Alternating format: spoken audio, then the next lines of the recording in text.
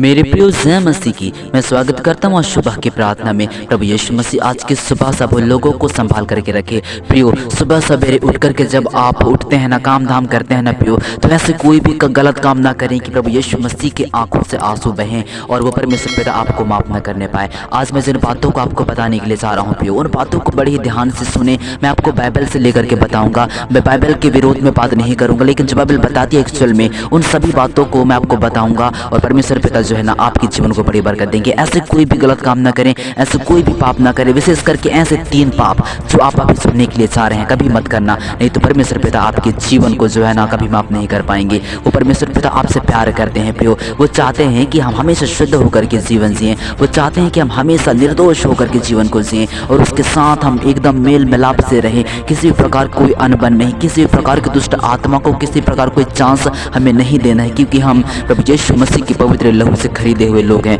Bible कहती है कि हम बहुमूल्य लिए गए हैं। परमेश्वर पिता ने अपने लहू को बेच करके हमें खरीदा है प्रियो, ताकि हम उसकी महिमा करें, ना कि हम शैतान के इच्छाओं को पूरी करके हमें पिता परमेश्वर के आंखों से आंसुओं को बहाएं। नहीं, वो परमेश्वर पिता हमसे प्यार करते हैं। तो प्रियो, आइए हम इस समय वचन पढ़ेंगे। सबसे पहले हम देखेंगे मत्ती रचित सुसमाचार उसका 5 अध्याय और उसका 28वां वचन। यहाँ कुछ इस प्रकार से लिखा है कि जो कोई किसी स्त्री पर कुदृष्टि डाले वह अपने मन में उस विचार कर चुका। इसका क्या मतलब है प्रियो? अगर आप अपने मन में, अगर आप राह पर चल रहे हैं, अगर आप जो है ना कहीं भी आ जा रहे हैं, बाइक में चल रहे हैं, कार पे चल रहे हैं, रास्ते पे पैदल चल रहे हैं, वॉकिंग कर रहे हैं और आपके सामने से कोई बहन आ रही है, कोई लेडी आ रही है, कोई बच्ची आ रही है, ऐसा हो सकता है और आप जो है ना अपने मन से कुछ उसके विरोध में होकर के, मतलब कि कुछ अनेक प्रकार की बातों को जो आप सोचने लग जाते हैं जो कि अश्लील होती हैं प्रियो। बाइबल कहती है कि तू अपने मन में विचार कर चुका। भले ही तूने उसको टच नहीं किया, भले ही तूने उसको भूला नहीं कि ऐसे जो अपनी फीलिंग्स को तूने उससे बोला नहीं, लेकिन तू अपने मन में सोचा ना, इसका मतलब कि ये विचार है, इसका मतलब कि ये sin है प्रियो। और परमेश्वर पिता चाहते हैं कि हम एकदम हमारे सामने जितनी भी लड़कियां आती हैं, जितनी भी बहनें आती हैं, बस उनको हम पूरे पवित्रताई के साथ में बहन हम साबित करें और अपने जीवन में एक्सेप्ट करें, बहन के रूप में एक्सेप्ट करें प्रियो। वो परमेश्वर पिता हमें कहते हैं कि बस ऐसे गुनाह से बचे रहो। सारे संसार में जितनी भी लड़कियां सबको अपने बहन मान लो और मेरे पीछे आओ, मैं तुम्हें जो है ना अपना वारिस बनाऊंगा।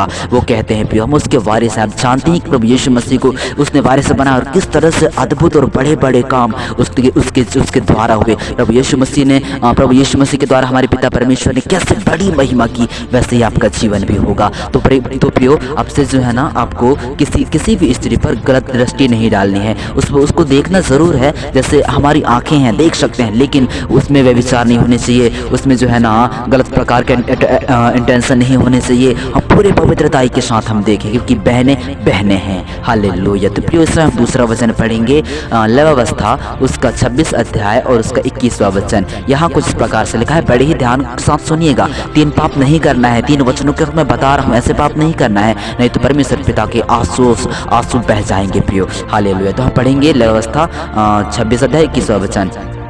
और यदि तुम मेरे विरुद्ध चलते ही रहो और मेरा कहना न मानो, तो मैं तुम्हारे पापों के अनुसार तुम्हारे ऊपर और 7 गुना संकट डालूंगा।